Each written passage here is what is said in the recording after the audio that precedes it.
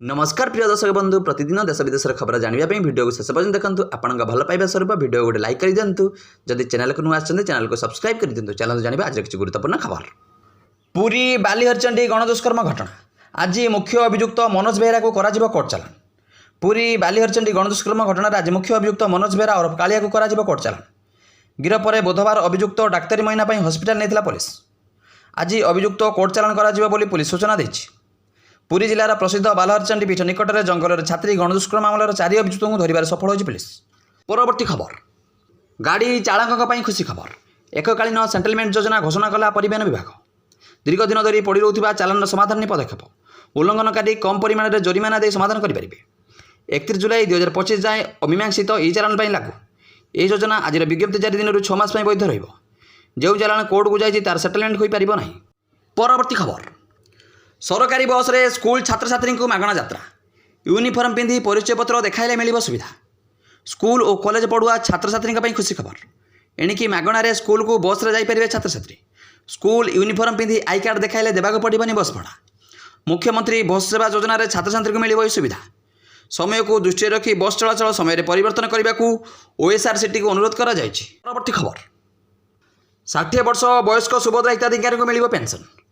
सुभद्रा पर प्रथम राज्यस्तरीय परिचालना और तदारक कमिटी बैठक में समीक्षा पर महिला और शिशु विकास विभाग पक्षर सूचना प्रदान कर सुभद्रा योजनार हिताधिकारी मैंने 60 वर्ष बयस प्राप्त करने पर बार्धक्य पेंशन पर आवेदन करेंगे।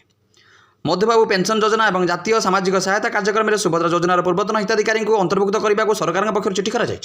परवर्ती खबर निखोज नाबालिका मिला संधान।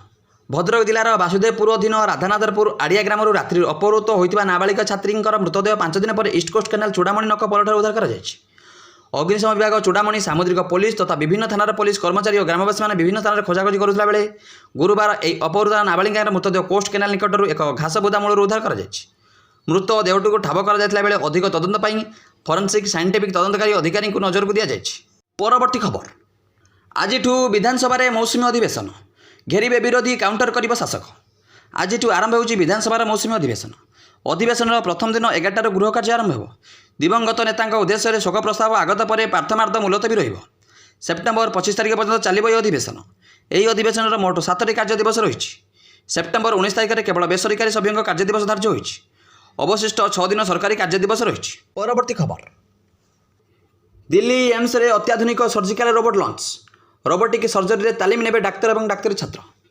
दिल्ली एम्स दक्षता शिक्षा और तालीम केन्द्र में अत्याधुनिक सर्जिकल रोबोट को लॉन्च करा जायछि।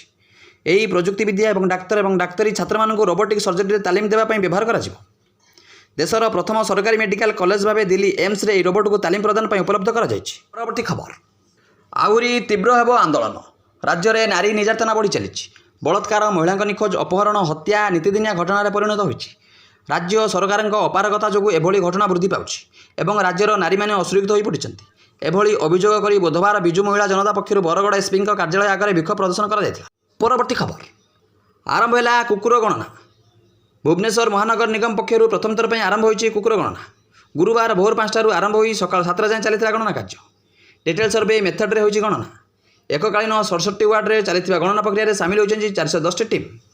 प्रत्येक गलिकंदी 2टी पर्यायर बुला कुकुर गणना करा। दक्ष पशु डाक्तर तत्वावधान में स्वच्छ साथी स्वच्छ supervisor sanitary inspector MSTA DO CO ward officer प्रमुख यह कार्यालय सामिल होती। परवर्ती खबर बन्या छाड़ा पर बिगुड़ी स्थिति। राजधानी दिल्ली में बढ़िबार लगी डेंगू मलेरिया चिकेनगुनिया मामला। बन्या स्थिति छाड़ा पर देशर राजधानी में मशाजनित रोगर आशंका वृद्धि पाई। दिल्ली एनसीआर समेत नोएडा गाजियाबाद और गुरुग्राम अंचल में डेंगू चिकेनगुनिया मामला बढ़िबार लगी। दिल्ली म्युनिसिपालिटी कॉर्पोरेशन तथ्य अनुसार सप्ताह 62 जन डेंगू रोगी चिन्हट होती। परवर्ती खबर मरामती विलंब। रास्ता अवरोध कले ग्रामवासी। एनएच मरामती दाबी विलंब और बारंबार दुर्घटना घटुवर ग्रामवासी गुरुवार आसिका दिगबंडी रास्ता पलाशदेवपुर छकरे एनएच 326 अवरोध कर। फल उभय पार्श्वर भी शह शह गाड़ी मोटर अटकी रही बेले गमनागमन ठप हो।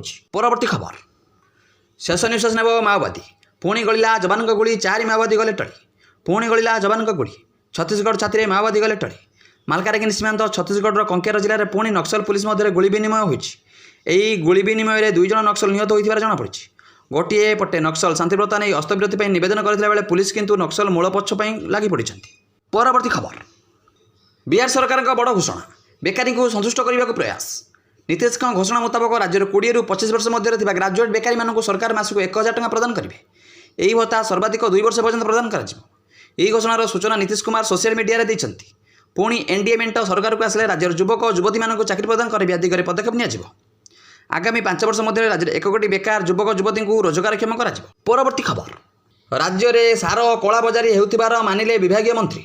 जाशुणी किछि लोक कलाबजारी करुथिबार जोगाण मंत्री कृष्णचंद्र महापात्र कहते राज्य में आवश्यक परिमाणर सार अच्छी, खूब शीघ्र समस्यार समाधान हो। कलाबजारी कारण अनेक समस्या उपजुची, विभिन्न स्थान में चढ़ाऊ जारी रही, अनेक डीलर कार्यान्वेषण होइछि। परवर्ती खबर, एशिया कप्रे पुणी भारत पाकिस्तान मैच। बुधवार पाकिस्तान और यूएई मध्य खेल जाता एशिया कप्र 10 मैच में पाकिस्तान 41 रन विजय होइछि। यही विजय सहित पाकिस्तान सुपर 4 पर योग्यता अर्जन करतेबले आयोजक यूएई रे यात्रा एवं शेष होइछि। टीम इंडिया और पाकिस्तान ग्रुप ए योग्यता अर्जन करछन्ति। यह भारत और पाकिस्तान मध्य आयो एक मुकाबला पथ परिष्कार कर। दुई दल मध्य परवर्ती मैच रविवार सेप्टेम्बर 21 तारिख दुबई में खेल।